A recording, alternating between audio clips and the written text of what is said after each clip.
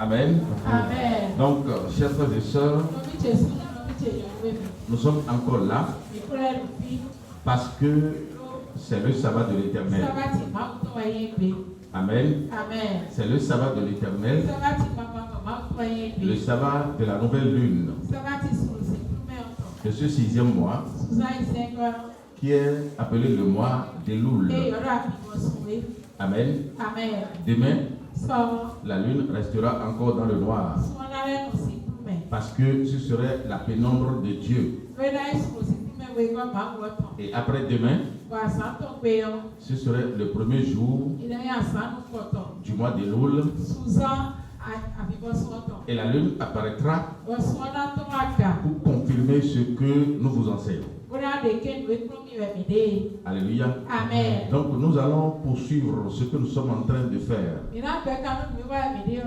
Et s'il faut vous le rappeler, le thème que nous sommes en train de développer est intitulé La reconstruction de l'homme à l'image et à la ressemblance de Dieu.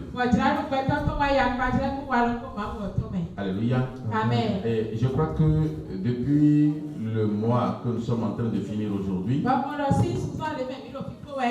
depuis son commencement, Dieu a soumis notre réflexion à ce thème.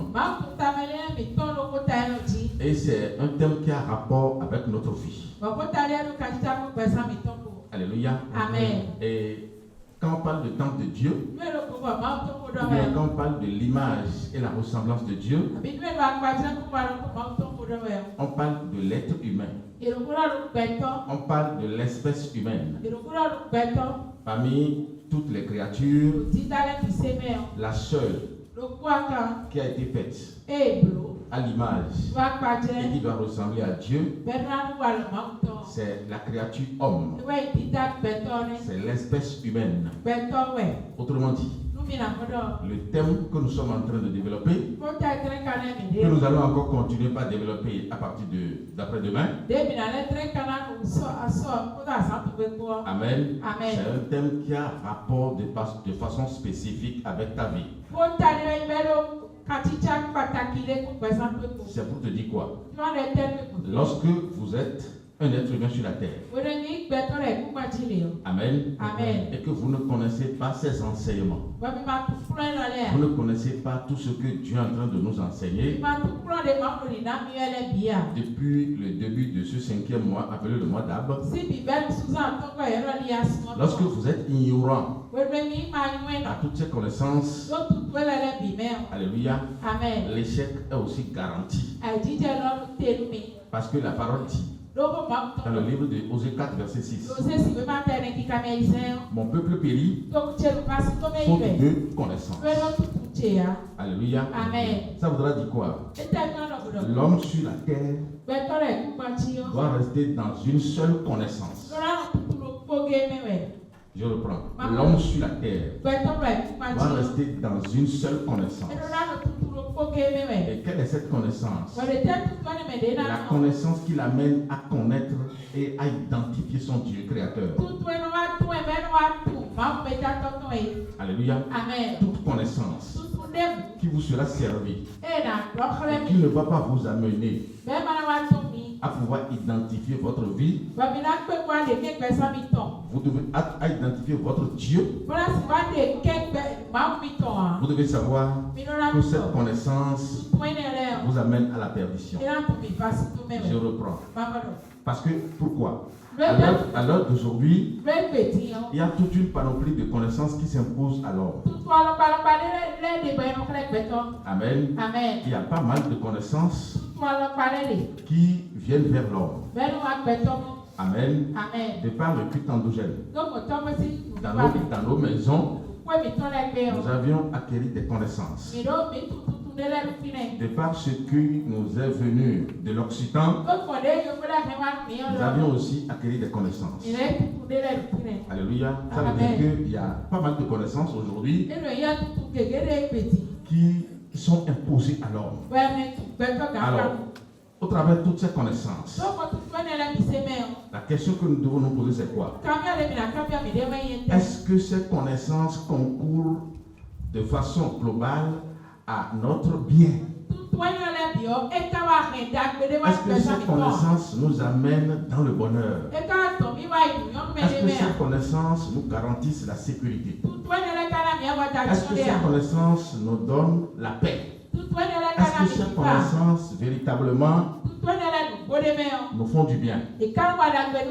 Alléluia. Amen. Et toi et moi, nous sommes tous conscients que de par certaines connaissances, nous étions tombés les mains liées. Alléluia. Amen. Nous étions tombés les mains liées.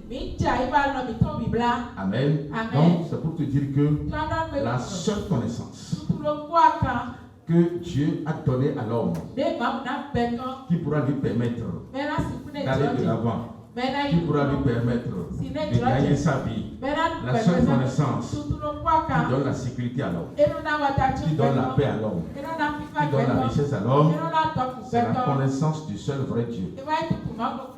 Alléluia. Amen. Parce que lorsque vous donnez la peine de connaître autre chose à part votre Dieu, mon frère, ma soeur, la confusion est inévitable. Alléluia. Amen. C'est pourquoi au cours de ces moments, comme je l'avais dit à l'entame du mois passé, le 5e mois appelé le mois d'Ab, le 6e mois appelé le mois d'Elul, et le 7e mois appelé le mois de Tanim, c'est des mois qui influencent beaucoup la vie de l'homme. Parce que c'est un moment où Dieu permet toujours à ses d'aller en mission. Et le but essentiel de la mission, c'est de lui construire son temple. Parce que le 7e mois, il doit y avoir la dédicace. Ça veut dire quoi? Le mois passé et le mois qui vient après-demain vont beaucoup influencer ta vie. Alléluia. Amen. Parce que le temps de Dieu aujourd'hui reconstruit par Jésus-Christ, c'est l'être humain en qui réside l'Esprit de Dieu. Alléluia. Amen. Donc on a déjà commencé le développement. Et premièrement, nous avions vu le temple édénique. Le temple qui fait allusion à ces premiers hommes qui avaient vécu avant le péché. Alléluia. Amen. Parce que Dieu, au 6e jour, quand il avait créé l'homme, à son image et à sa ressemblance, alléluia, Amen. il avait créé dans un état parfait. Dieu n'a pas créé l'homme en tant que pécheur. Alléluia. Amen. Ça veut dire quoi? Au commencement, l'homme bénéficiait de tous les avantages de Dieu. L'homme n'avait pas été soumis à un travail. Au commencement, c'est Dieu qui est travailleur. Et jusqu'alors, nous sommes, il demeure toujours travailleur. Parce qu'un vrai travailleur ne se repose pas, ne somnole pas. Et c'est l'Esprit de Dieu qui ne somnole, ni ne dort. Alléluia. Amen. Ça veut dire quoi? Il a travaillé le premier jour, il a travaillé le deuxième jour, il a travaillé le troisième jour, le quatrième jour, le cinquième, le sixième, sans aller au repos. Alléluia. Et c'est après avoir créé l'homme le 6e jour qu'il a amené le repos le 7e jour. Alors si l'Esprit de Dieu ne somnole ni ne dort, alléluia, Amen. Et qu'il ne s'est pas reposé depuis le premier jour jusqu'à venir au 6e jour, et c'est après avoir créé l'homme que le repos est venu le lendemain, alors ce repos va profiter véritablement qui? Parce que nous constatons aujourd'hui que en tant qu'être humain, c'est nous qui sommes le long, Et c'est nous qui dormons. Ça veut dire que toutes les tracasseries que tu te donnes aujourd'hui ou qui s'imposent à toi aujourd'hui, parce que tu dois manger, tu dois boire, tu dois te laver, tu dois te vêtir à cause de tes besoins fondamentaux. Aujourd'hui, nous constatons que nous sommes soumis à des rudes travaux. Parce qu'à un moment donné, le plan que Dieu avait établi au commencement, dans lequel l'homme vit dans un bonheur parfait, le plan a commis des échecs à cause de l'avènement du péché. Alléluia. Amen. Et ce qui me réjouit souvent, c'est quoi? Malgré que le péché soit venu, Dieu n'a pas abandonné son compagnon. Son compagnon. Amen. Dieu n'a pas abandonné son compagnon. Pourquoi? Parce que son compagnon a été créé à son image et à sa ressemblance.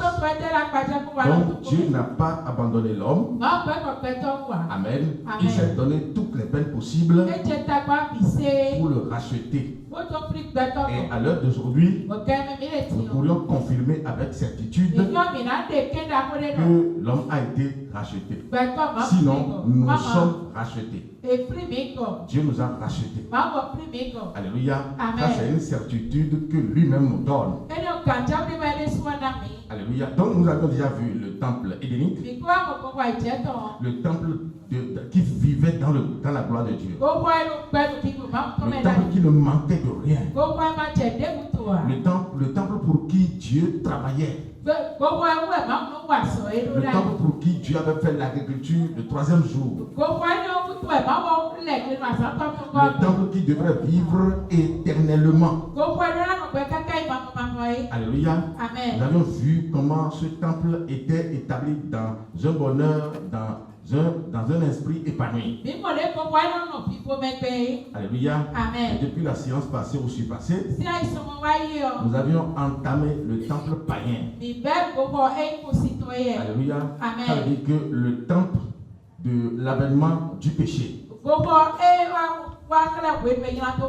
Alléluia. Amen. Et je crois que c'est ça que nous allons encore réétudier aujourd'hui.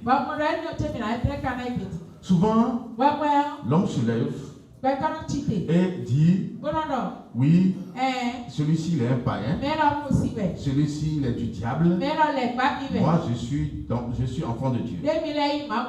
Alléluia. Amen. Avant de donner une telle déclaration, vous devez passer d'abord par ces enseignements, parce que sans connaître ces révélations, vous ne pouvez jamais savoir qui vous êtes et qui est devant vous. Et si sur cette terre, vous ne savez pas qui vous êtes, ça veut dire qu'on peut vous surprendre à tout moment. Le malheur peut vous surprendre à tout moment. Mais lorsque vous savez qui vous êtes, c'est vous qui allez surprendre les hommes. Le sorcier sait qui il est. Alléluia. Amen. Parce que de façon flagrante, le sorcier s'affiche en tant que tueur, en tant que destructeur de la vie humaine. Alléluia. Je vous l'ai dit la fois passée même. Il y a une vidéo qui circule aujourd'hui sur la toile où les sorciers et sorcières se déclarent en tant que tueurs. Alléluia. Amen. Et ils en sont confiants. Ça veut dire que c'est des gens qui savent ce qu'ils sont sur le plan spirituel et sur le plan physique. Donc ces enseignements que Dieu nous donne en ces temps-ci vont te permettre à t'identifier, vont te permettre à te connaître et aussi à connaître qui est véritablement Dieu. Alléluia. Amen. Parce que comme j'ai l'habitude de le dire, l'homme doit quelque chose à Dieu. Il doit une seule chose à Dieu. Et aussi longtemps que tu ne vas pas restituer ce que toi tu dois à Dieu, aussi longtemps que tu ne vas pas restituer cette dette, tu ne seras jamais heureux. Alléluia. Amen. Tu ne seras jamais heureux. Ne te dis pas que les milliardaires sont heureux.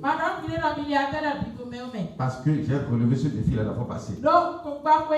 Amen. Amen. L'argent ne rend pas heureux. Amen. Amen. Mais il est un serviteur. Lorsque vous connaissez Dieu.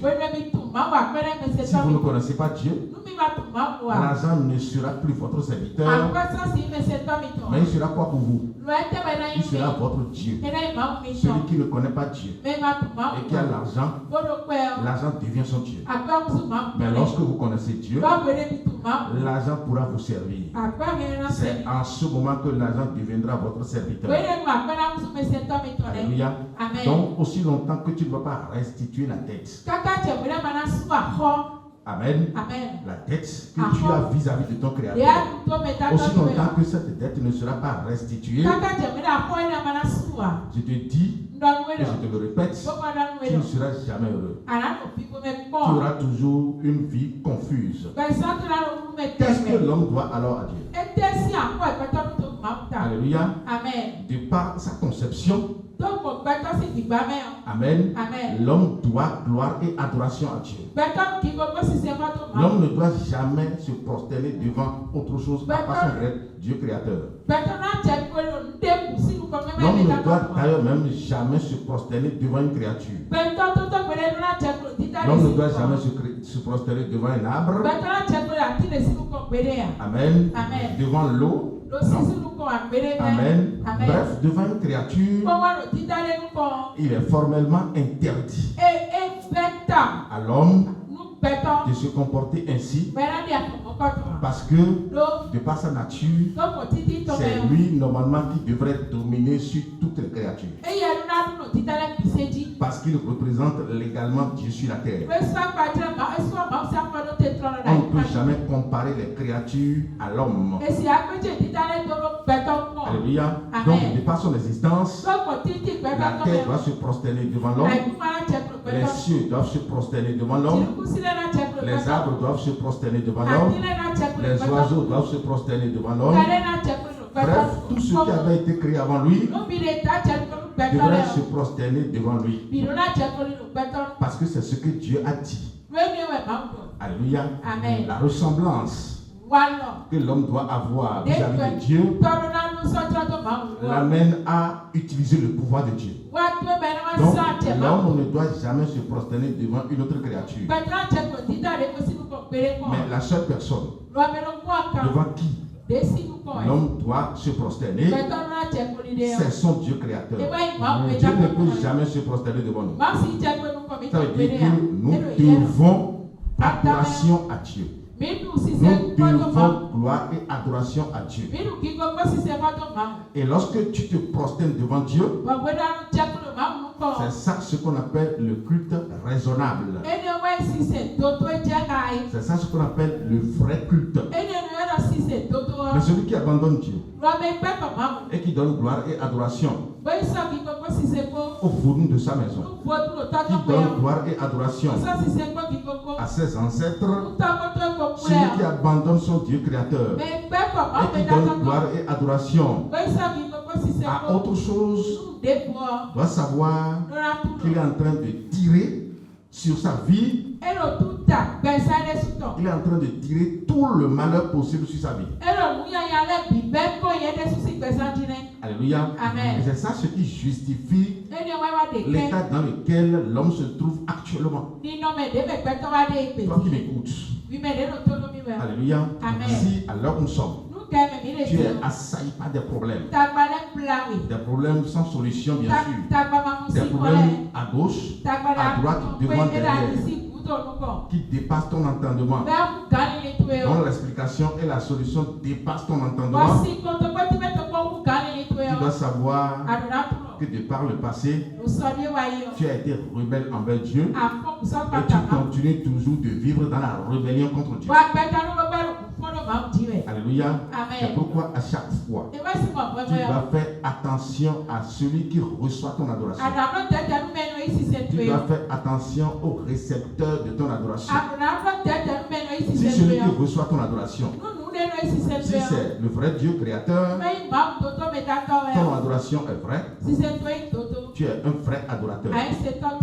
Amen. Et c'est les vrais adorateurs que le Père demande. Mais si le récepteur de ton adoration, c'est le faux Dieu, ou bien c'est une autre créature, tu dois savoir que tu es faux adorateur. Ton adoration aussi est fausse, parce que tu adores un faux Dieu. Amen. Et ce que vous devez ressentir, c'est quoi? Ce que tu adores, ce devant qui tu te prosternes, la chose doit descendre dans ta vie spirituelle. Je reprends. Je dis ce à quoi tu donnes adoration. Devant ce à quoi tu donnes adoration, ou toutes choses devant lesquelles tu te prosternes, tu dois savoir que par cette adoration, ces choses seront transformées en Dieu, en faux Dieu, bien sûr, et ils vont descendre dans ton âme. Alléluia. Et partout où tu passes, tu dois savoir que ces choses te suivent. Malgré qu'ils sont à la maison, dans ton armoire, malgré que c'est sous ton lit, ou malgré que c'est ton vaudou, mais tu dois savoir que tu les portes désormais dans ton âme. Alléluia. Donc nous devons faire beaucoup attention à ce que nous faisons. Nous devons faire attention, amen, par rapport à où nous posons les pieds. Tes allers-retours au quotidien t'amènent à aller où? T'amènent à aller faire quoi?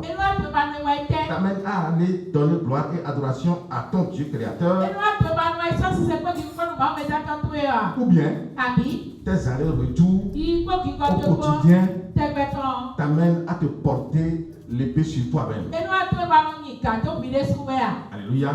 C'est pourquoi, au vu de tout ceci, Dieu va t'ouvrir les yeux pour te permettre non seulement de t'identifier, mais de connaître ton Dieu créateur afin de lui donner gloire et adoration. Et je crois que après tout ceci, ton culte sera un culte appelé culte raisonnable. Après tout ceci, tu vas comprendre que la paix viendra dans ta vie. La paix laissée par Jésus-Christ. Ceci étant, par définition, un païen, par définition, un païen, c'est un être humain en qui réside l'esprit de Satan. Alléluia. Amen. De façon grosso modo, vous devez savoir que tous les humains sur la terre ne sont pas enfants de Dieu. Mais tous les humains sont des créatures de Dieu. On n'est pas enfant de Dieu parce qu'on est un être humain. On est enfant de Dieu lorsque l'Esprit de Dieu est en vous. Et l'Esprit de Dieu est différent de l'Esprit que Dieu donne à l'homme de façon générale. Le Bokono a un esprit. Il a un corps. Il a une âme. Le Vaudounon a un esprit, un corps et une âme. Alléluia. Amen. Mais le Vaudounon ne peut pas dire qu'il a l'esprit de Dieu. Le Bokono ne peut pas dire qu'il a l'esprit de Dieu. Le franc-maçon ne peut jamais dire qu'il a l'esprit de Dieu. Alléluia. Amen. Les sectaires ne peuvent jamais dire qu'ils ont l'esprit de Dieu. Alléluia. C'est celui qui a l'esprit de Dieu. Celui en qui réside l'Esprit de Dieu. Parce que lorsque l'Esprit de Dieu est en vous, il soumet à son contrôle l'Esprit que Dieu vous donne de façon globale. Et désormais, ce n'est plus vous-même qui allez vous conduire, mais c'est désormais lui qui vous donne la direction. Mais lorsque l'Esprit de Dieu n'est pas en vous, Amen. Amen. Parce que si ce n'est pas l'Esprit de Dieu, ça doit être l'Esprit de Satan. Lorsque Satan serait en vous, il soumet aussi l'Esprit que Dieu vous a donné à lui-même. Et désormais, c'est lui qui vous contrôle. Alléluia. Amen. Donc, on ne peut pas parler aussi du païen sans parler du diable. Souvent je dis que Dieu n'a jamais créé Satan. Et cette compréhension choque beaucoup de gens. Pas plus tard aujourd'hui, quelqu'un m'a encore posé la même question. Et je l'ai invité au séminaire de demain. Amen. De venir écouter la vérité. Je le confirme que Dieu n'a jamais créé Satan, mais il a créé Lucifer. Il a créé son premier ange qui est Lucifer. Et Lucifer s'est transformé en Satan de lui-même. Parce qu'à un moment donné, Lucifer a pris la décision de devenir Dieu. Il a pris la décision de prendre la place de Dieu. Et c'est ce qui va désormais fâcher Dieu. Amen. Et cette colère va lui coûter très cher. Dieu va lui retirer la lumière et va le projeter dans la fosse. Alléluia. Donc quelqu'un qui était lumineux, quelqu'un qui était porteur de la connaissance de Dieu, quelqu'un qui vivait dans la lumière avec Dieu, désormais va se voir dépossédé de toute cette clarté et sera jeté dans les ténèbres. Amen. Donc quand on parle de Satan, on parle de Lucifer déchu. On parle de Lucifer qui n'est plus Lucifer parce qu'il a tenté d'arracher le trône de Dieu. Lis-moi ça, sois rapide. Ésaïe 14, à partir du verset 12. Te voilà tombé du ciel, astre brillant, fils de l'aurore. Amen. Te voilà tombé du ciel, astre brillant, fils de l'aurore. Par définition, un astre est un corps céleste qui influence les corps terrestres. Un astre est un corps céleste qui influence les corps terrestres, particulièrement l'homme. Je reprends. Un astre est un corps céleste qui influence les corps terrestres et qui influence particulièrement l'homme. Alléluia. Amen. Pourquoi l'homme? Parce que l'homme doit rester au-dessus de toute la création. L'homme doit dominer toute la création. Ça veut dire que l'homme sera beaucoup plus influencé par les vertus des astres plus que les autres créatures. Alléluia. Donc quand on dit astre brillant, astre brillant, fils de l'aurore. Alléluia. Amen. Donc c'est une créature de Dieu qui brille. Alléluia. Et quand on parle de l'aurore par rapport au matin, l'aurore précède toujours le matin. Ça veut dire que cette créature est la première. C'est pourquoi le premier jour, Dieu va dire que la lumière soit. Et la lumière est venue. Alléluia. Cette lumière n'est rien d'autre que Lucifer. Parce que désormais, elle sera remise à Lucifer. Dans cette lumière, l'homme va avoir la connaissance de Dieu. Dans cette lumière, l'homme va avoir la vie. Parce que quiconque va connaître Dieu va vivre éternellement. Dans Jean 17, verset 3, la parole dit: la vie éternelle et qu'ils te connaissent, toi, le seul vrai Dieu, et celui que tu as envoyé, Jésus-Christ. Ça veut dire que celui qui ne connaît pas Dieu ne peut pas vivre jusqu'à avoir la vie éternelle. Amen. Donc quand on dit astre brillant, fils de l'aurore, ça veut dire que c'est lui qui a été créé le premier. Que la lumière soit. Et la lumière fut. Cette lumière n'est ni le soleil, ni la lune, ni les étoiles. Parce que les étoiles, la lune, le soleil, Dieu les a créés au 4e jour. Alléluia. Amen. Mais la lumière du premier jour, c'est elle qui doit éclairer l'homme sur le plan spirituel. Le soleil, la lune et les étoiles doivent éclairer l'homme dans la chair. Alléluia. Amen. Donc la lumière du premier jour a été remise au premier ange de Dieu, d'où le nom Lucifer. Amen. Parce que dans le mot Lucifer, nous avons quel mot? Nous avons Luciole, nous avons lumière, nous avons encore quoi? Vous connaissez l'insecte qu'on appelle la luciole? L'insecte qu'on appelle la luciole. Amen. Amen. Qui l'a jamais vu? Vous l'avez vu une fois. Et on l'aperçoit quand? Pendant la journée ou bien pendant la nuit? C'est pendant la nuit. Alléluia. C'est pendant la nuit qu'on l'aperçoit. Aussi petit qu'il soit. Amen. C'est pendant la nuit qu'on l'aperçoit. Et il est souvent identifié par quoi? Par la lumière qu'il porte en son sein. Alléluia. Donc Lucifer était comme ça. Lucifer jouait un rôle comme la luciole.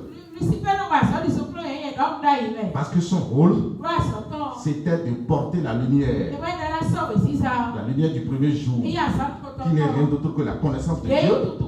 Il doit porter cette lumière à toute la création pour que l'adoration revienne à Dieu de droit. Parce que toute créature qui va rentrer dans la connaissance de Dieu devrait donner gloire et adoration à Dieu. Alléluia. Et avant que l'adoration ne vienne à Dieu, Lucifer doit jouer son rôle comme cela lui avait été ordonné. Alléluia. Donc il détient la plénitude de la connaissance de Dieu.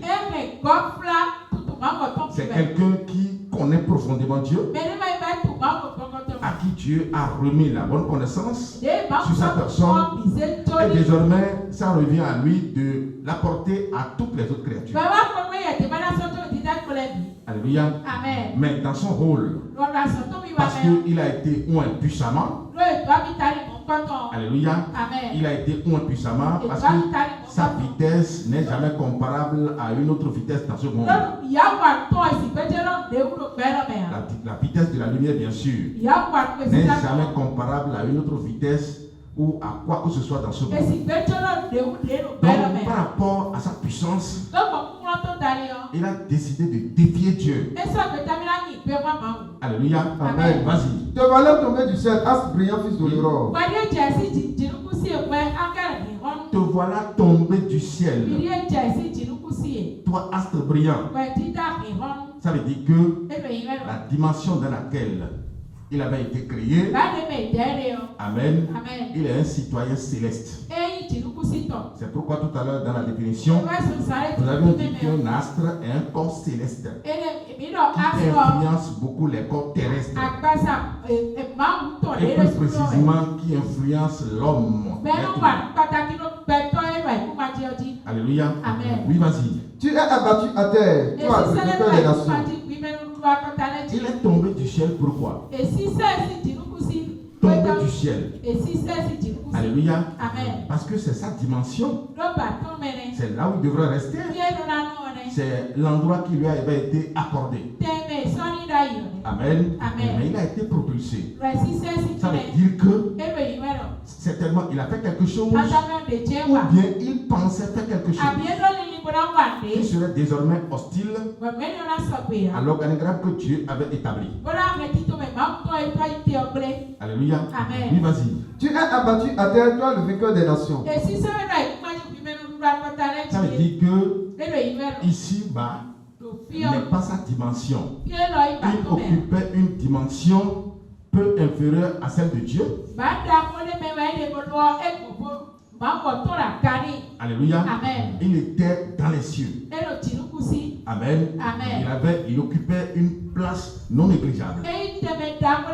Parce que sa mission est une mission capitale pour la survie de toute la création. En l'occurrence, l'homme. Alléluia. Amen. Oui, vas-y. Tu disais dans ton cœur, je monterai au ciel, j'élèverai mon trône au-dessus des étoiles de Dieu. Je monterai au ciel. Je lèverai mon trône au-dessus des étoiles de Dieu.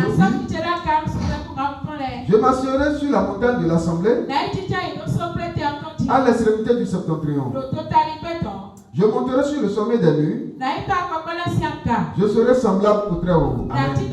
Je serai semblable au Très-Haut. C'est pourquoi toi qui m'écoutes, que rien dans ce monde ne t'amène jamais à te comparer à Dieu. Que rien dans ce monde ne t'amène jamais à raconter des histoires sur Dieu.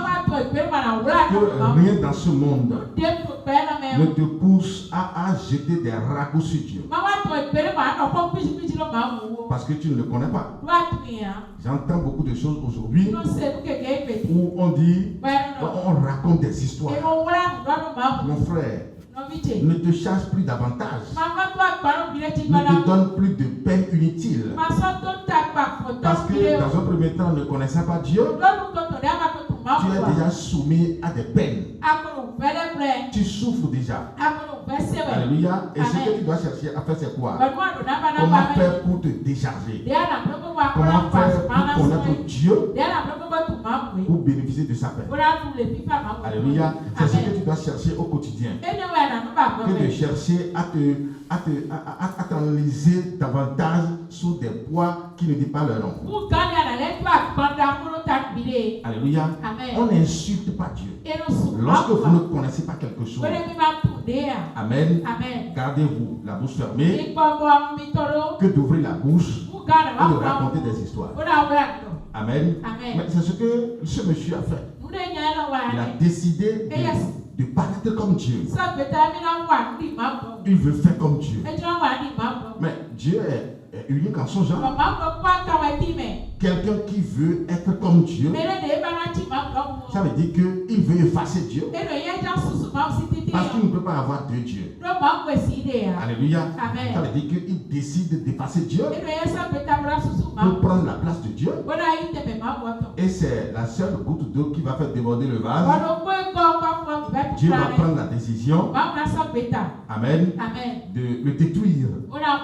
Parce que devenir Dieu, c'est parce qu'il est en quête d'adoration. Il veut qu'on l'adore lui aussi. Amen. Et étant dans la connaissance de Dieu, amen, il comprend désormais la valeur de l'adoration. Parce que c'est lui qui a mené la connaissance de Dieu à toutes les créatures. Et l'adoration passait par lui pour aller vers Dieu. Donc, étant conscient de la valeur de l'adoration, lui-même, il a décidé de s'ériger en Dieu. Parce que, oui, toute la création va aussi lui donner gloire et adoration. Dieu ne permet jamais à ce que, et ne permettra jamais à ce qu'une créature viendra prendre sa place. Dieu ne va jamais permettre à ce qu'une créature devienne Dieu comme lui. Jamais. Dieu créateur, jamais. C'est pourquoi tu vas faire toujours attention. Attention à ton adoration. Lorsque tu donnes adoration à ton phare, ou lorsque tu donnes adoration à un démon, ou lorsque tu donnes adoration à un vaudou, ou lorsque tu donnes adoration à tes ancêtres, je vais t'expliquer ce que tu es en train de faire sans savoir.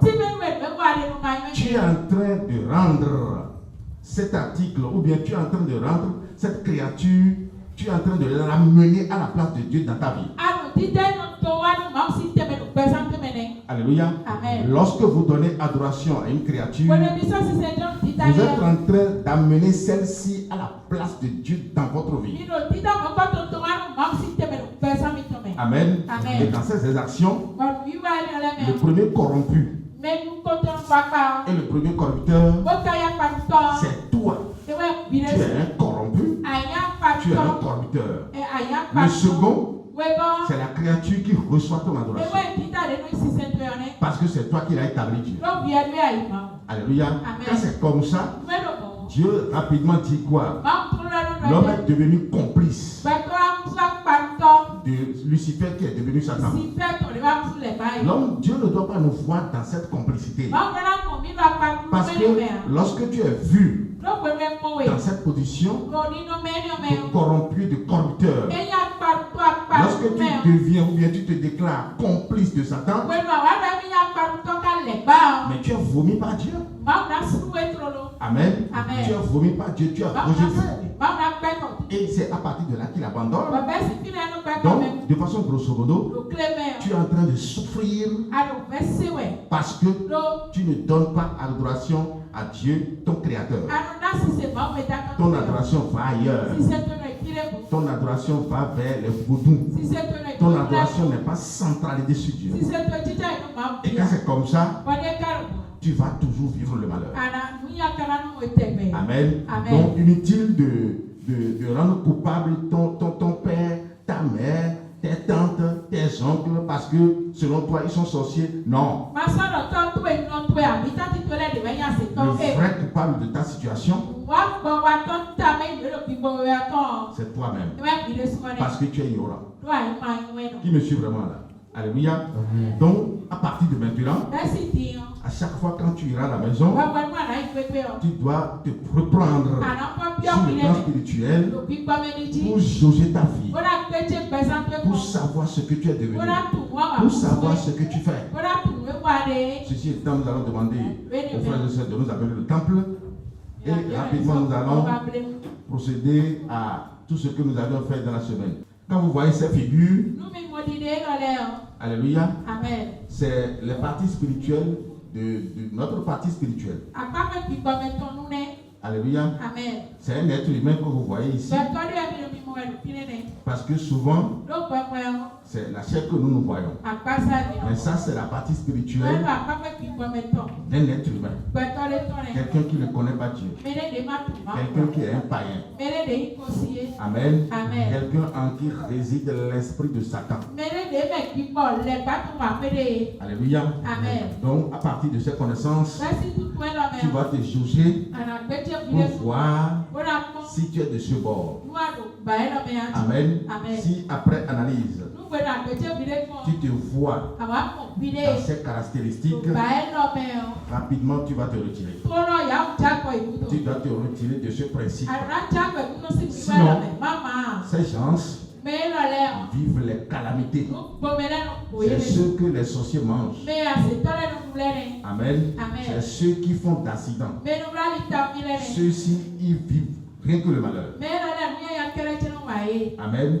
Donc, un païen, qu'est-ce qui le caractérise? On va d'abord le présenter et après donner ses caractéristiques et après les conséquences. Les conséquences qu'on peut tirer de sa vie.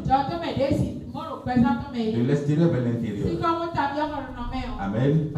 Un païen, c'est quelqu'un qui est ceinturé par le temps de Satan. Amen. Les 12 mois de Satan représentent le temps que lui, il vit. Celui qui vient vers vous. Amen. Quel que soit son rang spirituel. Prophète. Quel que soit son rang spirituel. Et qui ne vous enseigne pas l'essentiel, vous ne devez pas le recevoir chez vous. Amen. Vous ne devez pas le recevoir. Parce que toutes les connaissances ne vont pas vous profiter. Je prends l'exemple d'Adam et Ève. Dans le jardin, Dieu venait vers eux tous les soirs pour leur donner des enseignements. Amen. Et il les mettait aussi en garde contre tout ce que Satan enseigne. Mais la chute, amen, d'Adam et Ève dans le jardin était venue comment? C'est parce qu'ils se sont permis d'aller écouter ce que Satan aussi enseigne. Ce n'est pas le sexe, le péché qui avait été commis. Ceux qui nous disent que c'est le péché, alléluia, ceux-là ne connaissent pas Dieu. Dieu a déjà ordonné le cesse depuis Genèse 1, verset 26. Soyez féconds, multipliez et remplissez la terre. Dieu avait déjà fait le mariage. Il avait déjà autorisé le sexe. Alléluia. Donc ce que Adam et Ève avaient fait dans le jardin pour que Dieu les chasse complètement, c'est parce que Amen. Ils avaient donné la peine. Ils se sont accordé l'autorisation d'aller écouter le diable. Amen. Jusqu'à croire à ses enseignements.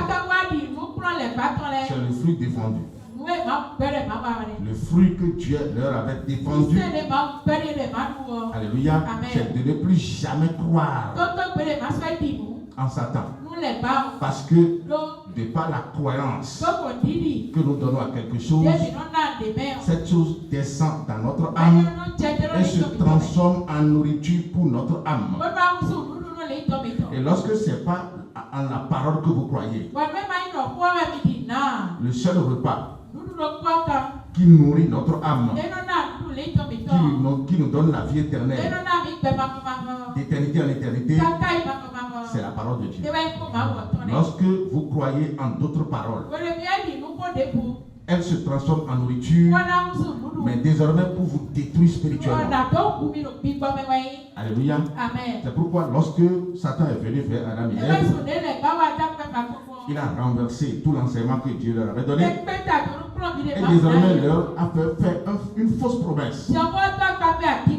Vous serez comme des dieux, connaissant le bien et le mal. L'homme ne peut jamais devenir Dieu de lui-même. C'est Dieu qui a créé l'homme à son image et à sa ressemblance.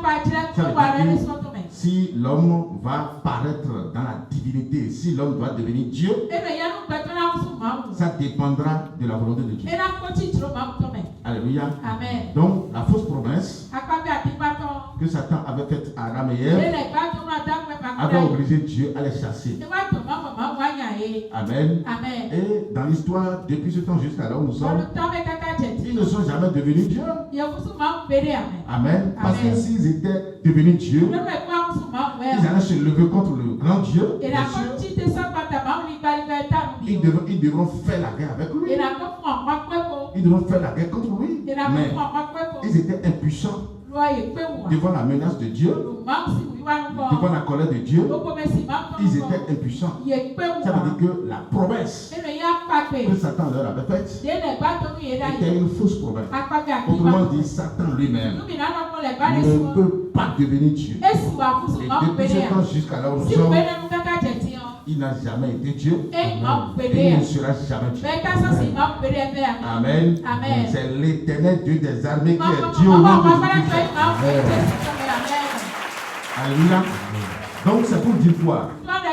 C'est pour dire que pour connaître le païen, quelqu'un qui est à côté de vous à la maison, ou quelqu'un qui est avec vous au quotidien, dans vos allers-retours.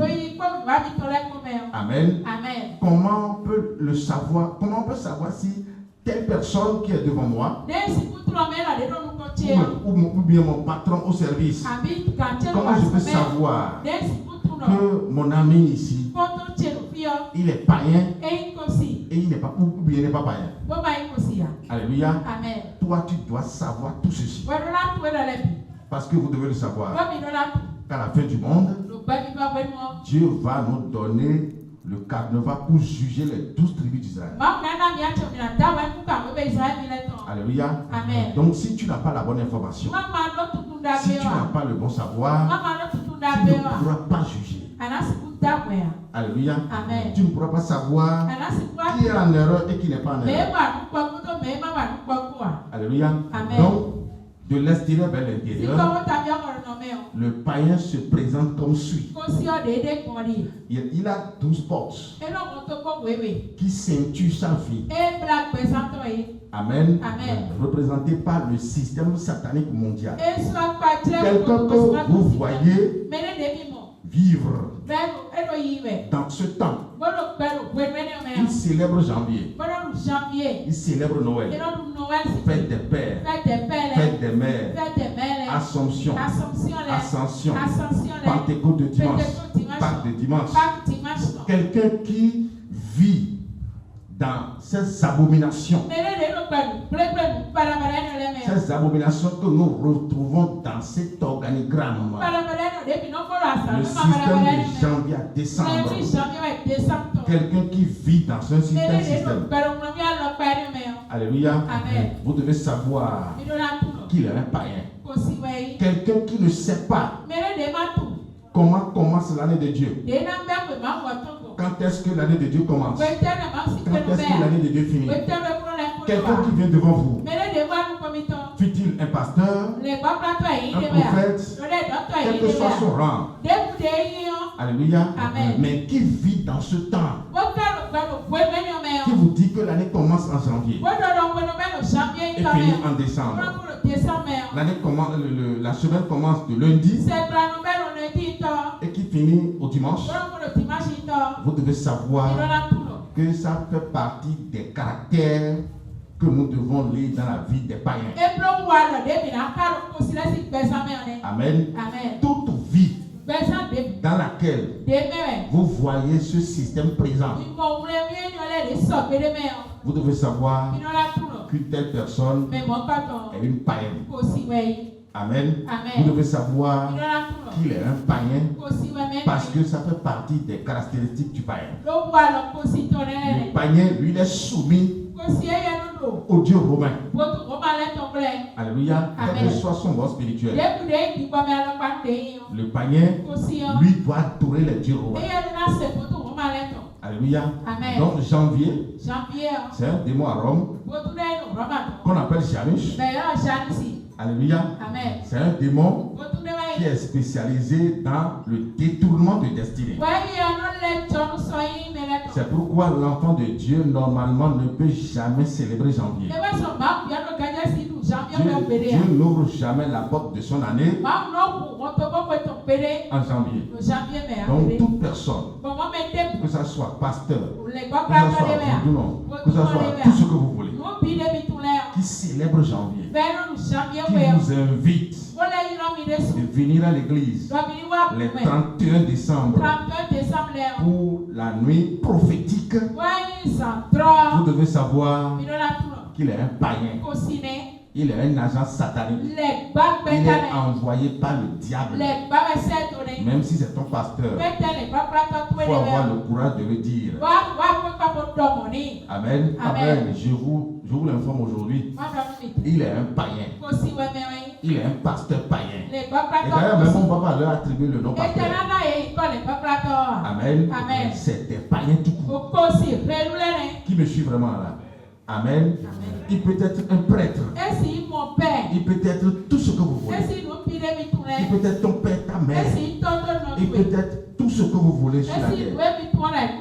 Amen. Il peut être même ton ami. Amen. Il doit savoir qu'il est un païen. Tout ce qui va te donner comme enseignement sur le plan spirituel, tu dois savoir que ces enseignements ne proviennent jamais de Dieu, parce qu'il est sur un fondement qui est étranger dans la cour céleste. Amen. Parce que ici, le temps qui est ici établi ici, janvier, février, mars, avril, mai, juin, juillet, jusqu'en décembre, le fondement de ce temps, c'est autour de ce démon. Ce démon nommé Janus. C'est lui qui naît le 25 décembre, qui est dédicacé 8 jours après, qui est 1er janvier, et qui reçoit adoration dans les églises les dimanches. Ce n'est pas le vrai Dieu qui est adoré dans les églises les dimanches. Je suis désolé à 100%. Alléluia. Le démon qui naît le 25 décembre, on nous dit que c'est la fête de la Noël. Vous êtes d'accord avec moi que Jésus ne s'appelle jamais Noël? Oui ou non? Et il n'est pas né sur un arbre. Oui ou non? Jésus est né dans une bergerie. Mais on n'a jamais dit que Jésus est né sur un arbre. Alors, l'arbre de Noël vient faire quoi? Le nom Noël est attribué à qui? Dis à celui à côté de toi. Le nom Noël est attribué à qui? Amen. Le nom Noël est attribué à qui? L'arbre de Noël, c'est pour qui? C'est pas pour nous. Alléluia. Donc, dans le même temps, ce 25 décembre, nous voyons de façon flagrante, alléluia, les trompettos des Kama qui célèbrent aussi la même fête. Est-ce qu'à des moments donnés, Dieu s'entend avec le diable? Je crois que non. On ne peut jamais retrouver Dieu, notre Dieu, et le diable dans une même célébration. Je dis non. Alléluia. Donc vous devez savoir que ce démon, c'est lui qui naît le 25 décembre, dédicaté 8 jours après, qui est 1er janvier. Parce que quand vous commencez par compter à partir de 25, 26, 27, 28, 29, 30, 31, 1er, ça fait le 8 jours. Selon l'alliance que Dieu a faite avec Abraham par rapport à la circoncision. Alléluia. Tout enfant mâle à l'âge de 8 jours devrait être circoncis. Alléluia. C'est pourquoi lorsque le démon naît le 25 décembre, le 8e jour, il est dédicacé à lui-même. Et c'est ça qui est janvier, où on nous dit que c'est l'ouverture d'une année, alors que par définition une année c'est un ensemble de 12 mois qui sont régis par le parcours de la lune. Janvier n'est pas régi par le parcours de la lune. Février n'est pas régi par le parcours de la lune. Mars n'est pas régi par le parcours de la lune. Amen. Parce que par définition un mois c'est le temps compris entre deux lunes. Donc c'est pour dire que ce démon qui prend contrôle de la vie humaine a la capacité et la possibilité, amen, de détruire l'homme par 12 autres démons. C'est janvier qui donne la force à février. C'est février qui donne la force à... C'est janvier qui donne la force à mars. C'est janvier qui donne la force à avril. C'est janvier qui donne la force à mai, juin, juillet, jusqu'en décembre.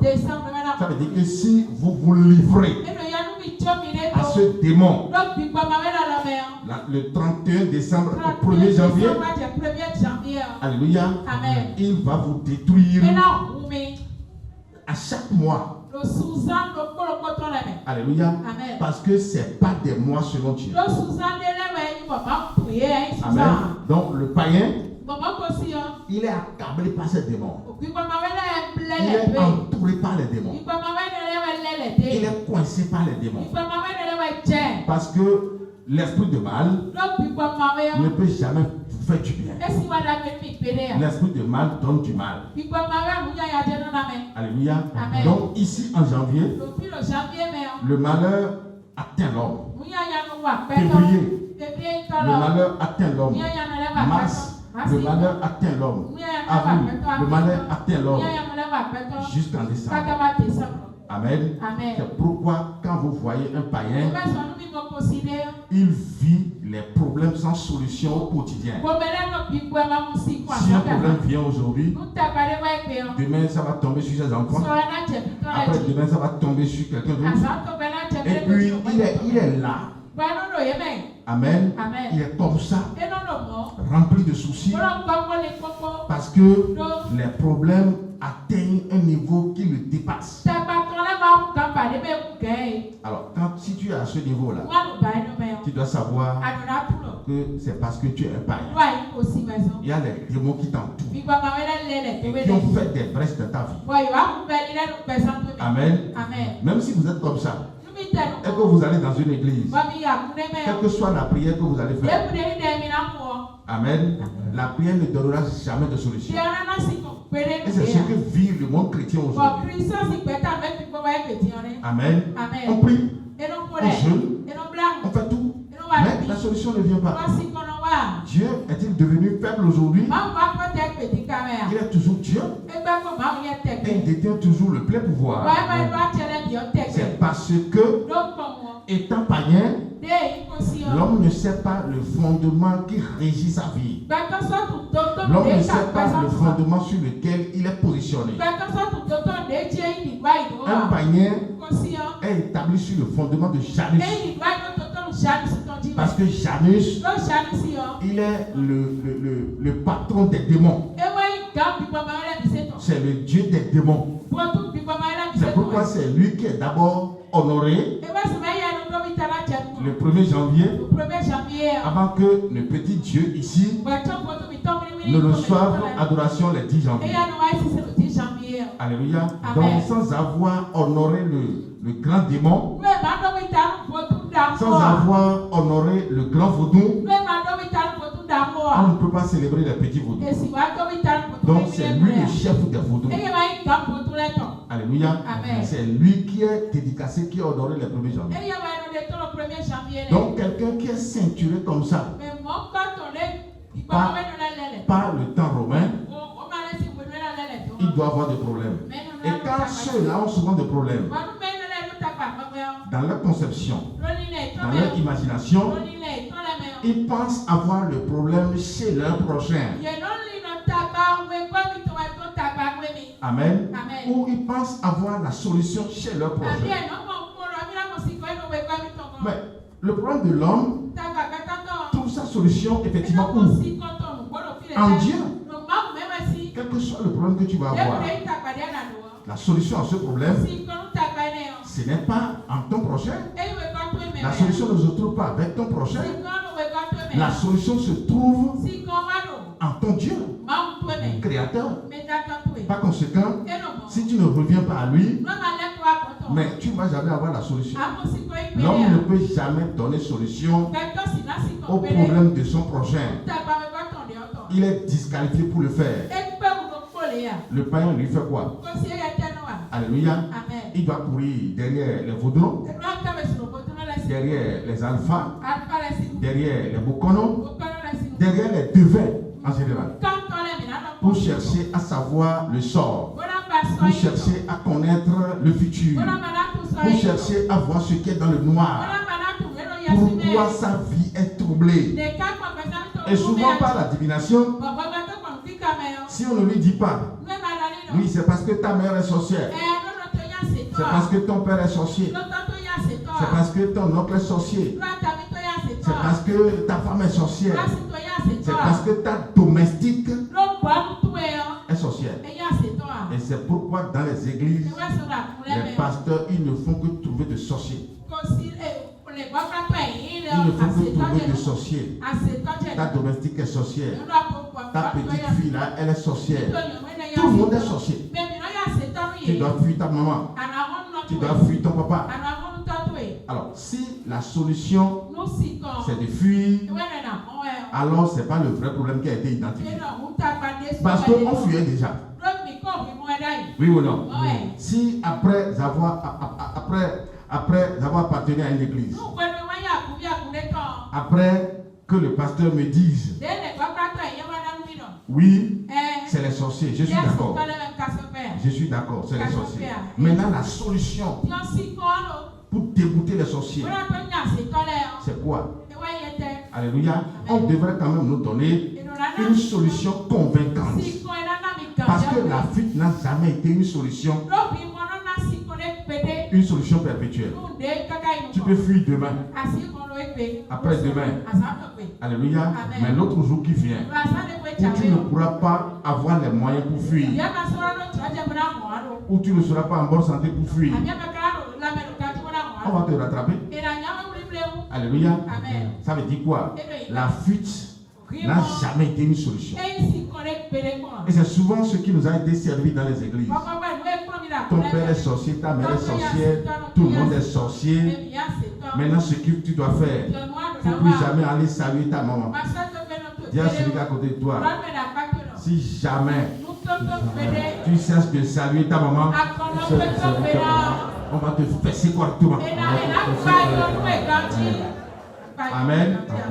Où est-ce que Dieu nous a enseigné dans les commandements que parce que nos parents sont sorciers, on ne va pas les saluer. S'ils sont sorciers ou pas, tu dois les saluer à chaque fois. Alléluia. Le jour où tu vas leur manquer de respect, Tu n'auras plus longue vie. C'est ce qui a été dit dans la Bible. Honore ton père et ta mère, afin que tes jours se prolongent. Maintenant, pour avoir la vie éternelle, tu dois adorer Dieu. Alléluia. Donc, si ton père est sorcier, il est sorcier. Si ta mère est sorcière, elle est sorcière. Qu'est-ce que Dieu te demande à toi de faire? Dieu te demande de le connaître lui. Parce que celui qui connaît Dieu, en qui Dieu réside, le sorcier va fuir devant lui. La sorcière va fuir devant lui. C'est pourquoi moi je te dis, parce que pendant longtemps tu avais fui.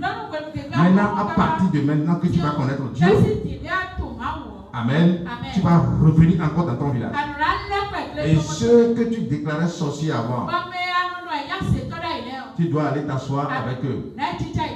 Amen. Et on va voir si désormais c'est toi qui vas continuer de fuir ou bien c'est eux qui vont désormais fuir. Parce que en le sorcier, c'est l'esprit de Satan. En toi, enfant de Dieu, il y a quel esprit? L'esprit de Dieu. Entre l'esprit de Dieu et l'esprit de Satan, qui va fuir qui? C'est l'esprit de Satan qui doit fuir l'esprit de Dieu. Donc si moi je suis porteur de l'esprit de Dieu, alléluia, en tout cas je dépasse les sorciers. Aucun sorcier ne peut me mettre en débandade. Aucun sorcier ne pourra me faire fuir. C'est moi désormais qui devrais faire fuir tous les sorciers. Alléluia. C'est pourquoi tu m'écoutes très bien. Ta maman, ton papa va les saluer. Sinon, tu serais appelé enfant rebelle. S'ils sont vraiment sorciers, ils n'ont pas te manger en bas. Alléluia. S'ils sont sorciers, ils ne peuvent pas te manger parce que désormais c'est eux qui vont te fuir. Parce que celui en qui réside l'esprit de Dieu, il est le représentant de Dieu. Quand Jésus allait vers le malade mental, qu'est-ce que ce monsieur a dit? Avant que Jésus ne vienne à son niveau, il est déjà dans quelle position? Il s'est déjà prosterné devant Jésus. Et il dit, fils de l'homme, fils de Dieu, pourquoi tu es venu nous troubler? Tu es venu nous chasser. La seule parole que Jésus a donnée, quel est ton nom? Et prenant la parole, il dit, légion nous sommes. Et rapidement, il a dit, il faut nous envoyer dans cette position. Et Jésus a dit, dehors. Entre Jésus et l'esprit du mal. Mais c'est Jésus qui a dominé.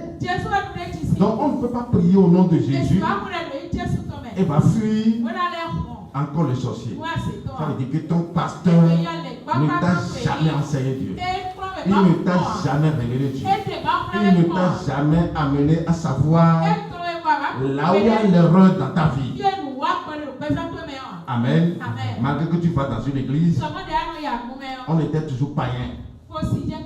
Alléluia. Donc quand on dit chrétien, c'est un païen moderne. Un païen modernisé.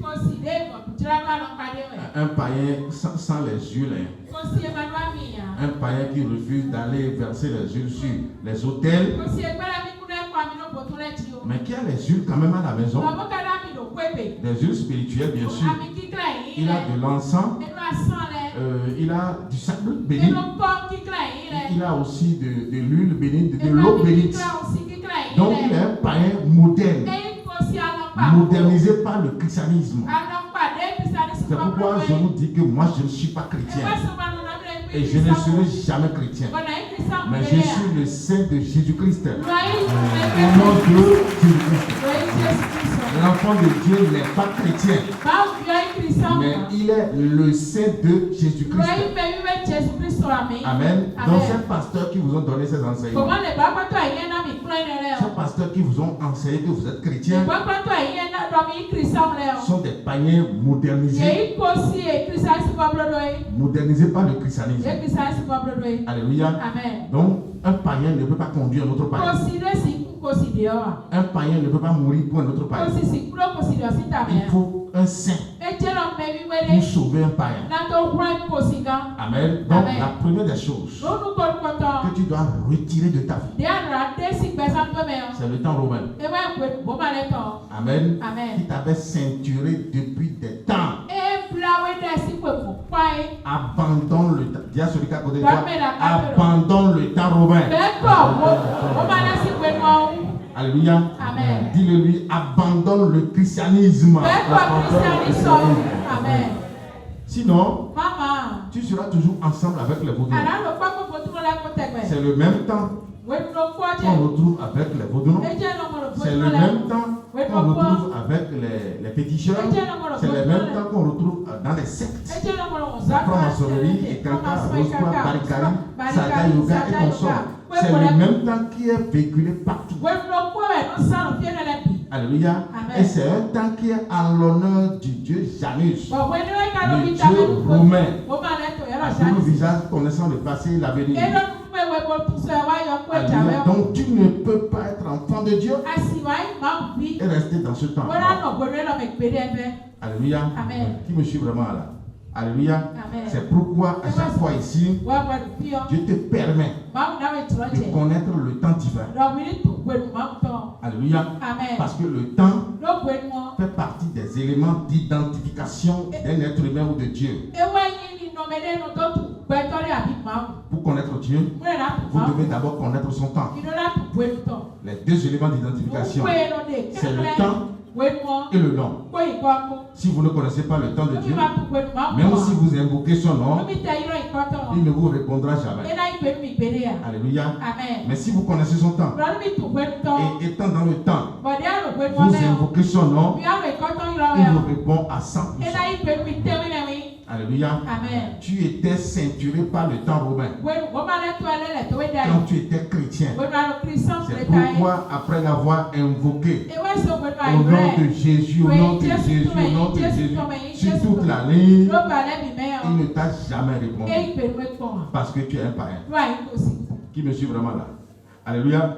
Donc quand nous quittons le temps, le païen après avoir constaté tous ces problèmes dans sa vie, il doit faire la divination.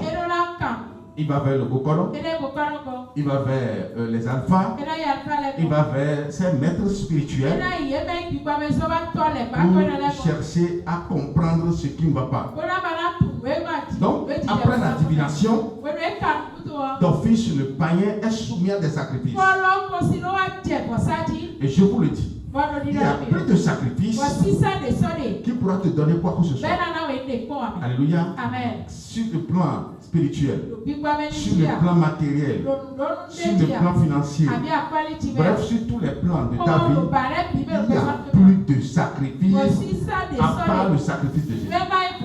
Donc ne te donne plus de la peine inutile, ne te donne plus des courses inutiles. Depuis que ce monsieur est allé à la croix, mourir, ressusciter le troisième jour, tous les sacrifices que l'homme fait sur la terre, tout est devenu vain. Il n'y a plus de sacrifices. Les sacrifices ne répondent plus. Et aucun sacrifice ne peut plus vous répondre. Alléluia. Le sacrifice l'ultime en son nom et en son genre a été déjà fait. Et on ne te demande plus aujourd'hui de faire encore de sacrifices. On te demande quoi? De profiter de ce sacrifice qui avait été fait. Ce que tu ne dois pas oublier, c'est quoi? C'est un sacrifice humain. Amen. C'est un sacrifice humain. Et il s'agit de quel homme? De quelqu'un qui n'a jamais péché. Ça veut dire que si toi tu te donnes encore la possibilité de faire des sacrifices des animaux aujourd'hui, ça veut dire que tu es au bas de l'échelle. Amen. Tu n'as pas encore atteint le niveau de Jésus.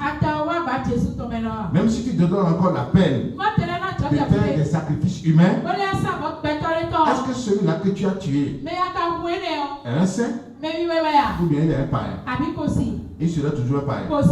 Ça veut dire que le sacrifice n'a pas encore atteint le niveau du sacrifice de Jésus-Christ. Parce que nous les saints, Dieu ne permettra jamais à ce que nous soyons sacrifiés pour donner la vie à quelqu'un.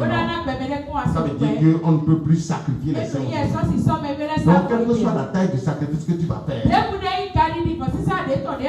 n'auras jamais de solution. Si c'est les oiseaux, pas de solution. Si c'est les brebis, pas de solution. Si c'est sacrifice humain, pas de solution. Parce que Jésus a déjà fait le vrai sacrifice. Amen. Un homme sans péché. Un homme qui n'a pas été engendré comme nous.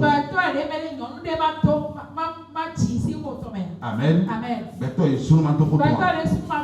Un homme qui n'a pas été engendré comme nous. Donc, ça veut dire quoi? Ça veut dire que tu dois t'abandonner dans sa maison pour profiter de ce qui avait été fait. Amen. Donc le païen, il fait la divination et voilà, on va lui demander de faire des sacrifices. Tous les sacrifices que le païen se donne à faire, il doit savoir que tout est fait en lui.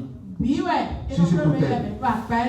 Amen. Donc quelqu'un qui va faire un vaudron et qui fait un sacrifice, il doit savoir que le sacrifice est en lui. Alléluia. Tout ce que tu fais et qui t'amène à verser le sang par terre, qui t'amène à verser le sang par terre, même si c'est le sang d'une fourmi,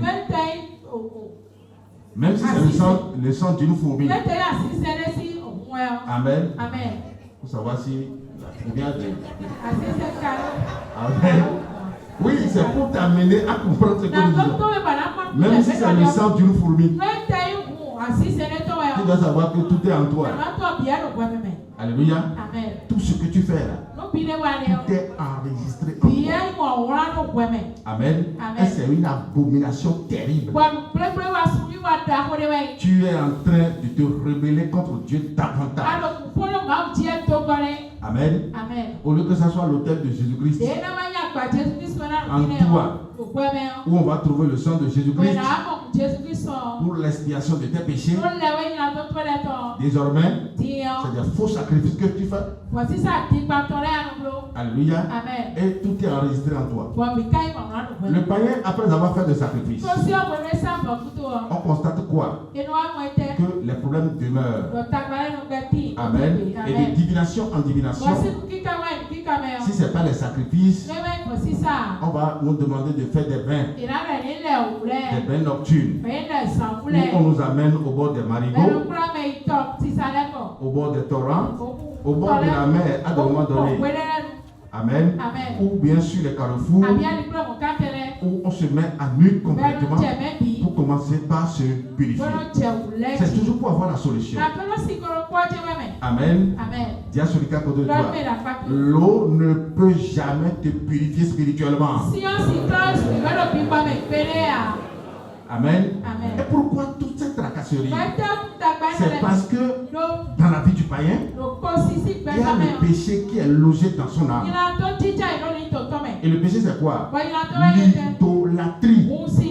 Il est en train de donner adoration à toutes les créatures. Il ne donne pas adoration à son vrai Dieu.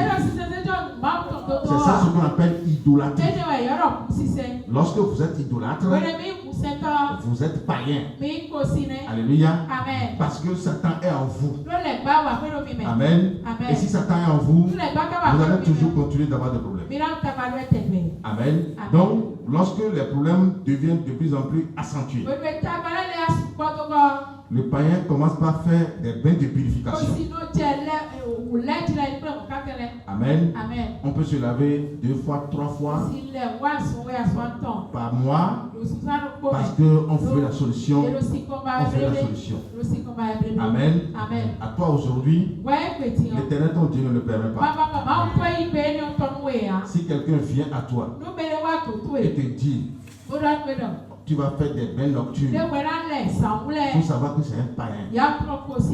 Alléluia. Amen. Tu dois savoir que c'est une pratique païenne. Si quelqu'un vient te dire, viens, on va faire de sacrifice, tu dois savoir que c'est une pratique païenne. Je vais plus loin. Surtout dans nos maisons. Lorsqu'il y a un décès et le jour de recueillement, après avoir quitté le mort, il y a souvent des gens de canaries dehors dans lesquels les feuilles sont structurées. Oui ou non? Et quand on finit de quitter le mort, on vient mettre la main dans la jarre pour se purifier avec. Oui ou non? Dis à celui qui est à côté de toi. Un enfant de Dieu ne se purifie jamais comme ça. Toi, après le recueillement, après avoir quitté le mort, l'esprit de mort ne peut jamais te suivre. Parce que spirituellement tu es vivant. Parce que l'esprit de Dieu est en toi. Physiquement encore tu es vivant. Mais le païen, spirituellement il est mort. C'est seulement physiquement qu'il est vivant. Ça veut dire que 1 moins 1 égale 0. Spirituellement, il est mort. Physiquement, il est vivant. 1 moins 1 égale 0. Ça veut dire qu'il est un cadavre. Après avoir quitté un mort, l'esprit de mort peut le suivre. Et de par cette pratique de nettoyage et de purification, il est encore un cadavre davantage. Alléluia. Donc, toi, tu ne vas pas avoir toutes ces pratiques dans tes quotidiens. Alléluia. Amen. Tu ne dois pas aller faire des purifications. Tu ne dois pas avoir eau bénite dans la maison. Une eau n'est jamais bénite. L'eau est l'eau. Et l'eau nous sert dans tout ce que nous faisons au quotidien. Nous prenons de l'eau et nous nous lavons avec. Nous prenons de l'eau et nous préparons à manger. Donc ça veut dire que l'eau joue son rôle dans notre vie au quotidien. Comment un individu va se lever et va prononcer des paroles incantatoires sur l'eau, et toi on te la donne, et tu dis que cette eau va te purifier. Donc ça veut dire que cet individu est ton Dieu alors. Alléluia. Mais il n'est jamais ton Dieu. Donc ne crois pas que moi je vais prier pour toi sur une eau. Alléluia. Amen. Ou bien sur une huile. Il n'y a pas ça ici. Alléluia. Amen. Donc tu dois savoir qu'on ne se purifie pas comme ça. On ne se purifie pas spirituellement comme ça.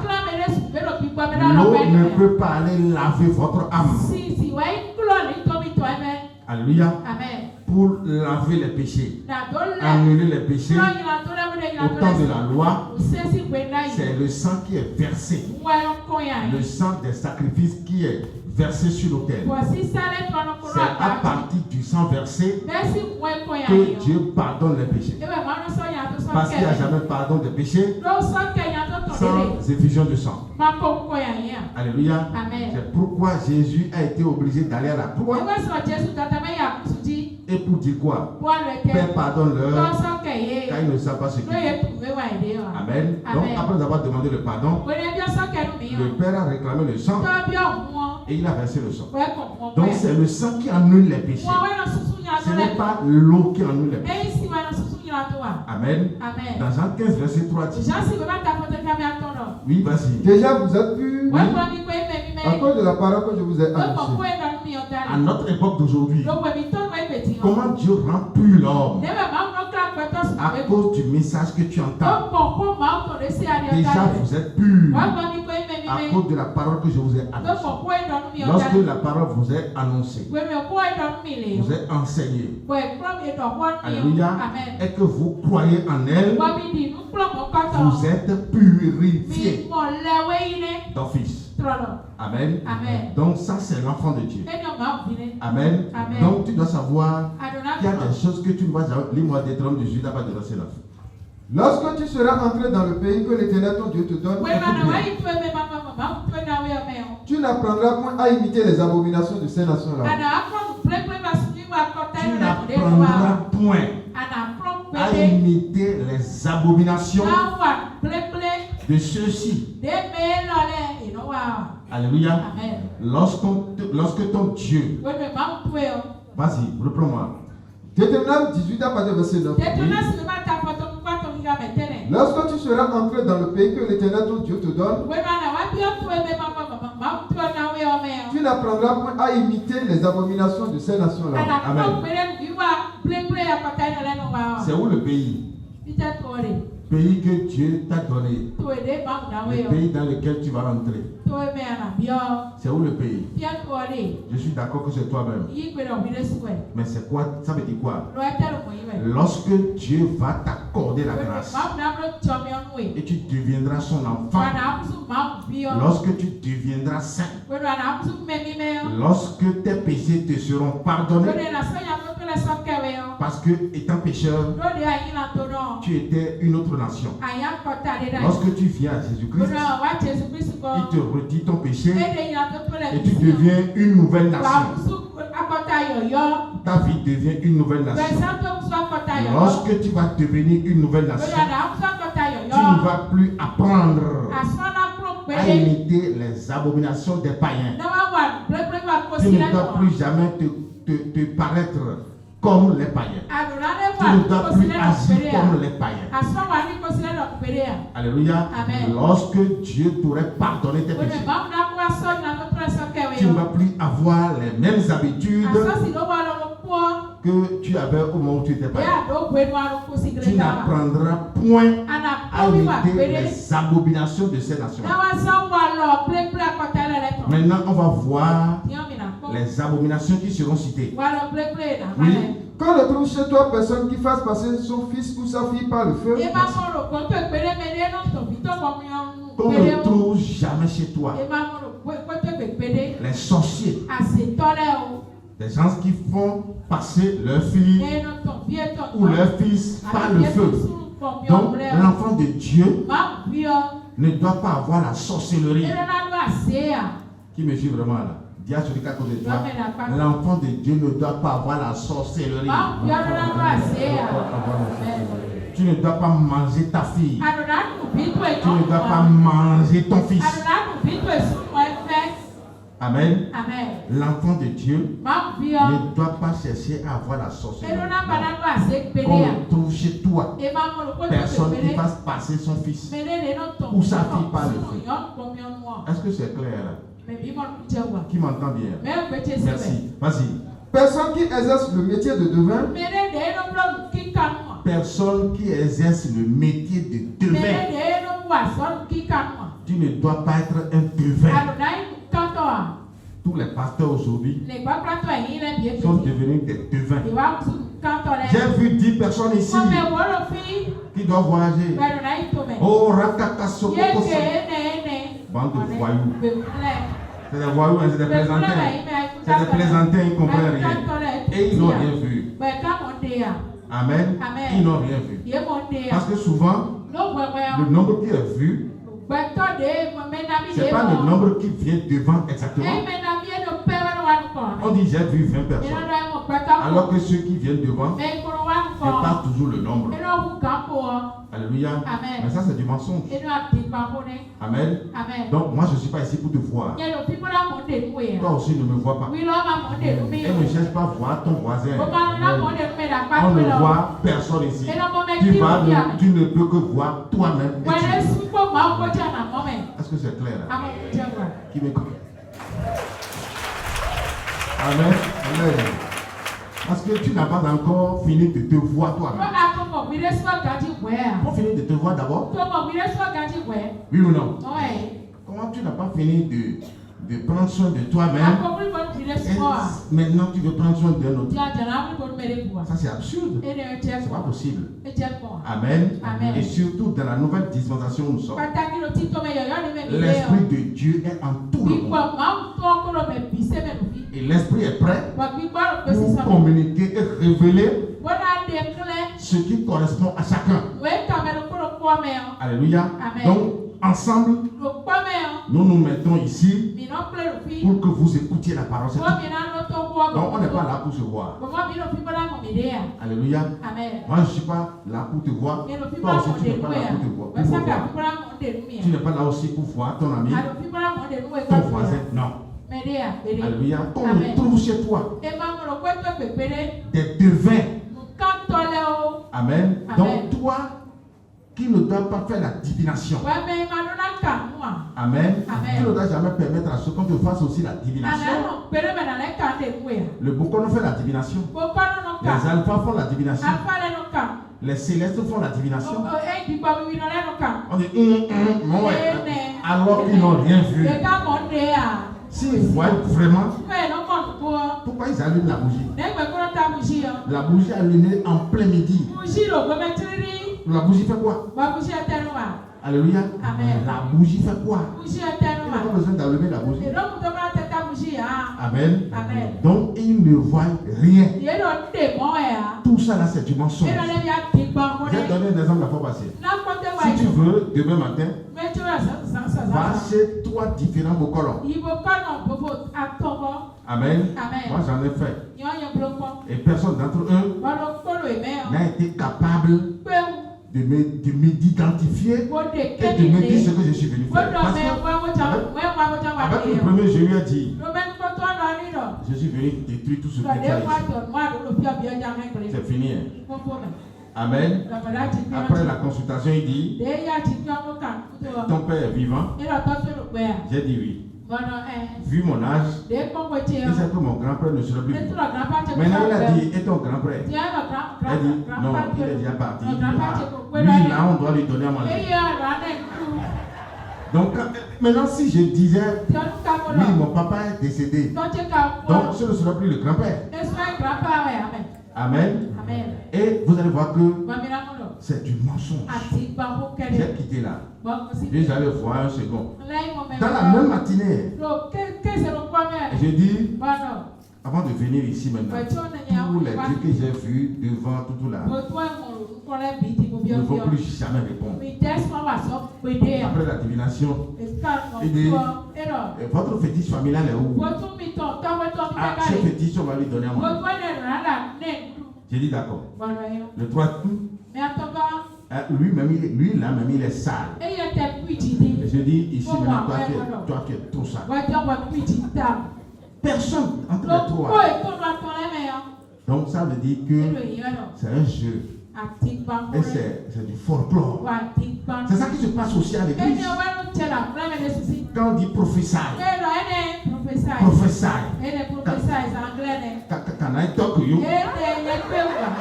Amen. Mais il va me parler de quoi? Il va me parler de quoi? Amen. Il va me parler de quoi? C'est pas là le problème. Enseigne-moi la parole. C'est tout, non? Alléluia. Et c'est ce que nous voyons aujourd'hui. Quand les soi-disant prophètes ou pasteurs viennent, bon, voilà, on va danser. Et il va dire, oui, il y a deux personnes là-bas. Et c'est tomber qui fait le problème aujourd'hui. Quand on ne tombe pas, ça dit que on n'est pas délivré. Le démon est en toi. Au lieu que tu tombes, il faut que le démon tombe. Jésus est venu faire tomber les démons et non faire tomber l'homme. C'est pourquoi tu dois savoir. Dis à celui qui est à côté de toi. Ici on ne tombe pas. Et on ne casse pas les chaises. Celui qui va faire il va tomber là. S'il casse une chaise, il va tomber. Ici on ne tombe pas. C'est pourquoi les hommes aujourd'hui, ils ont raison à un moment donné. Ils interdisent à leurs femmes d'aller dans les églises.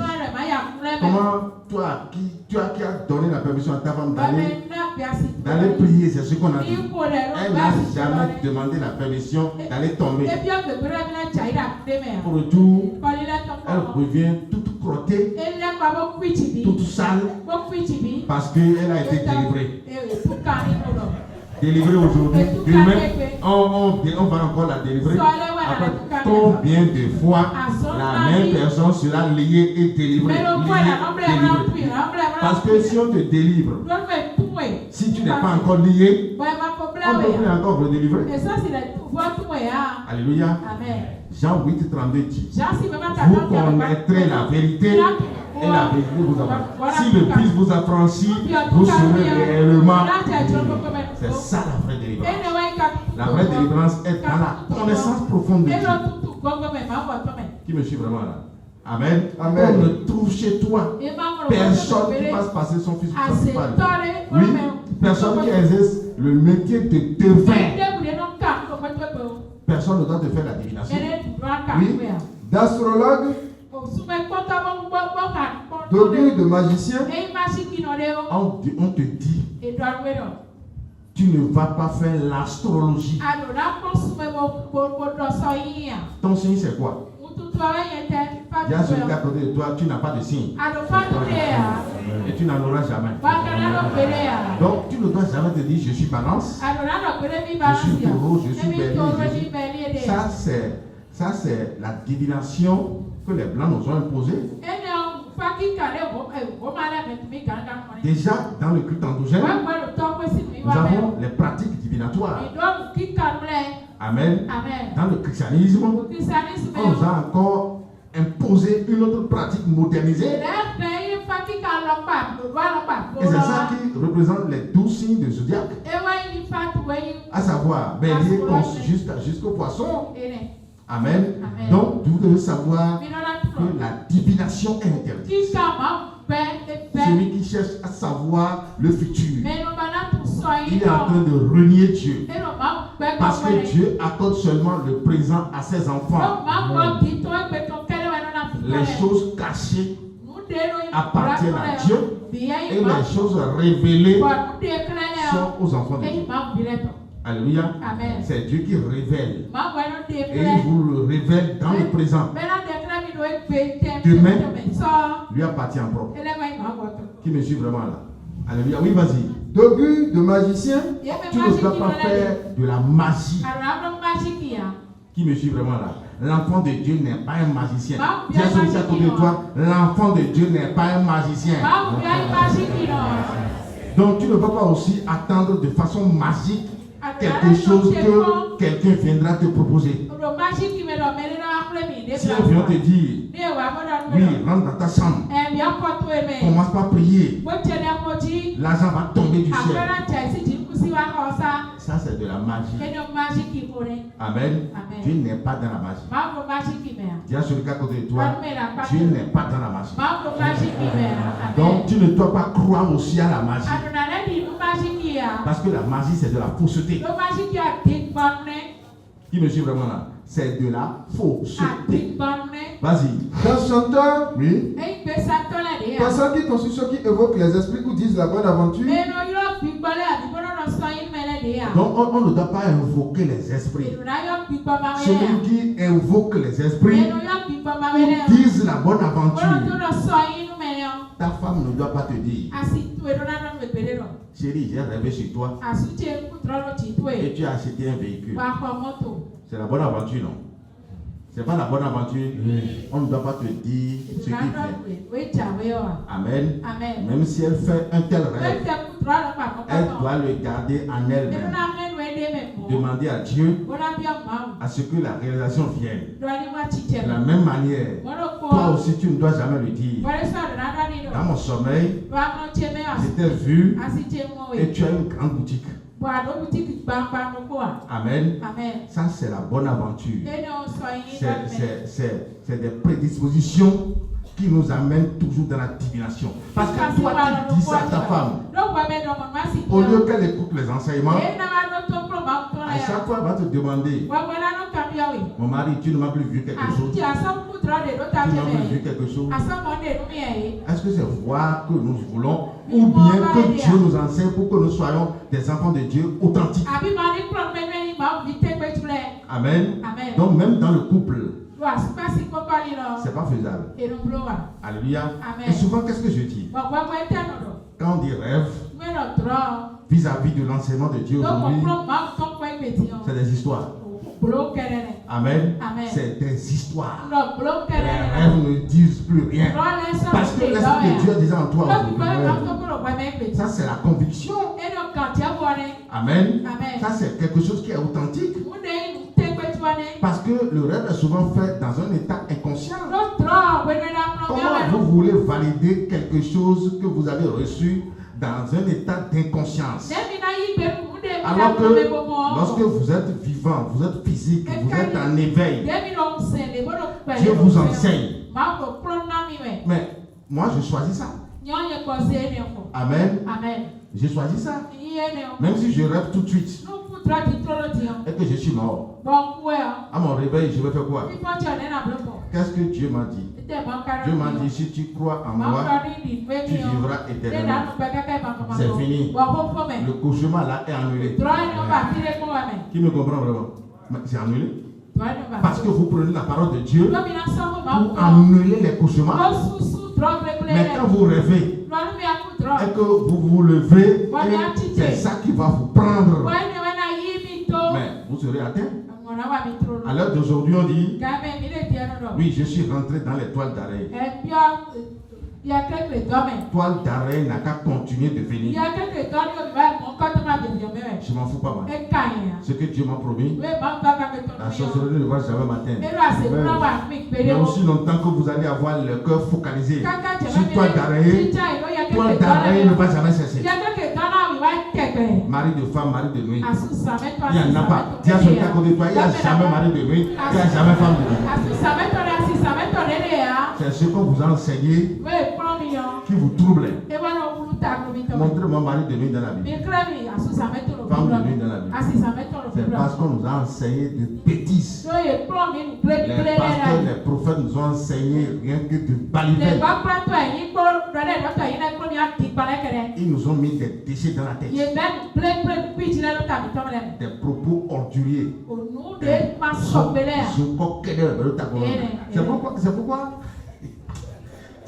C'est pourquoi on est rabougri, totalement dominé par l'ennemi. Des propos orduriers, de l'ordure dans le cerveau. Parce que les pasteurs ont vendu beaucoup de ces livres. On dit rêve prophétique. C'est quoi le rêve prophétique? C'est quoi le rêve prophétique? Aucun rêve. À l'heure d'aujourd'hui, il n'y en a pas. Amen. Le vrai rêve là, c'est de te voir debout, connaissant Dieu. Ça, c'est le grand miracle même. C'est ça. Qui me suit vraiment là? Alléluia. Amen. Donc, oui, vas-y. Personne qui interroge les morts. C'est interdit d'interroger les morts. C'est pourquoi tous ceux-là qui vont te donner la direction du culte des ancêtres. Mais c'est des voyous. C'est des voyous. Des gens qui te disent que pour aller vers Dieu, il faut passer par les ancêtres. Mais ils sont des voyous spirituels. Et ils ne savent pas ce qu'ils disent. On n'interroge pas le mort. Parce que toi, tu es vivant. Amen. Le mort et la vie. Celui qui est mort. Celui qui est mort. Lui, il est dans un endroit où tu ne pourras jamais y aller. Qui veut vivre dans la tombe? Qui veut? Amen. Toi-même, tu ne veux pas y aller. C'est pourquoi tu as allé le déposer au cimetière et tu as fui. Tu as fui, tu es venu à la maison. Amen. Si tu dois rester avec lui là, tu connais bien là où il est. Va là-bas. Allez. Amen. Ça veut dire que tu n'as jamais aimé tes ancêtres. Tu n'as jamais aimé tes ancêtres. Amen. Tu sais qu'ils habitent à un endroit où tu ne pourras jamais y avoir accès. Toi aussi, tu as un endroit où ils ne pourront jamais y avoir accès. Donc, le mort et le vivant vivent à des endroits diamétralement opposés. Amen. Donc, on dit le culte des ancêtres. Interroger les morts, on ne doit jamais le faire. Ça ne se fait pas. Amen. Amen. C'est ce que l'Africain se donne aujourd'hui. Quand on dit Africain, Amen. Ce que le slogan aujourd'hui, c'est que l'Africain, il doit invoquer ses ancêtres. Alléluia. C'est parce que, ayant fait l'expérience avec le christianisme, et ça n'a pas marché. Parce que tous ceux-là qui sont en train de prôner l'adoration de Dieu au travers des ancêtres, c'est des gens qui avaient fait l'expérience avec le christianisme, et ça n'a pas marché. Ils ont aussi raison, parce que le christianisme c'est aussi un faux système. Amen. Mais au lieu de revenir dans le culte endogène qu'ils avaient abandonné avant, normalement ça aurait été moi ça. À la place, on devrait chercher à connaître Dieu. Amen. Mais comme ils n'ont pas la grâce, voilà là où ils sont aujourd'hui. Donc c'est pour te dire quoi? Tu ne dois jamais invoquer les ancêtres. On ne doit jamais interroger les morts. Oui, vas-y. Car quiconque fait ces choses est une abomination à l'Éternel. Quiconque fait ces choses est en abomination à l'Éternel. Et c'est à cause de ces abominations que l'Éternel ton Dieu va chasser ces nations devant toi. Oui. Tu seras entièrement à l'Éternel ton Dieu. Ça veut dire que ces nations qui sont dans le culte endogène, qui sont dans ces pratiques, mais en réalité, ce n'est pas des gens qui invoquent Dieu. C'est des gens qui sont hostiles à l'adoration de Dieu. Oui. Car ces nations que tu chasseras écoutent les astrologues et les devins.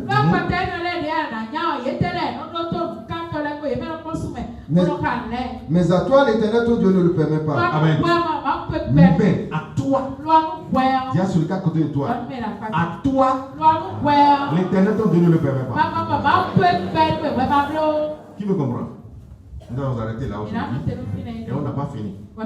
Parce que nous sommes encore entrés dedans. Amen. Nous sommes seulement restés au pavé extérieur.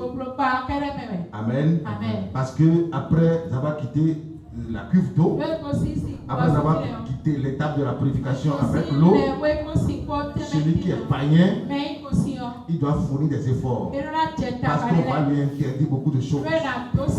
Il ne doit pas porter d'habits rouges. Il ne doit jamais manger de l'huile rouge. Tu ne dois pas siffloter pendant la nuit. Tu ne dois pas balayer le sol pendant la nuit. Tu ne dois pas puiser de l'eau pendant la nuit. Avant de verser de l'eau chaude, tu dois demander d'abord pardon aux esprits. N'est-ce pas, c'est ça? Oui. C'est ça, non? Oui. C'est les païens qui font ça. Il y a celui qui est à côté de toi, c'est les païens qui font ça. Alléluia. Et Dieu en da ou debout, couleur debout. Do vovon photo jaune de dit, photo huile de dit, do lèvres. Mais tisi camioya. On s'entend là. Mais tisi camioya. Mais à dans constitué, à dans zaïo zaï, à dans pipi zaman. Nous déboulons du boulot. Parce que on s'entend là. Amen. Amen. Tu ne dois jamais te soumettre à un totem. Jamais. C'est le païen qui est soumis comme ça. Alléluia. Amen. Parce que tu es à l'image de Dieu et tu dois ressembler à Dieu. Soyez bénis. Amen.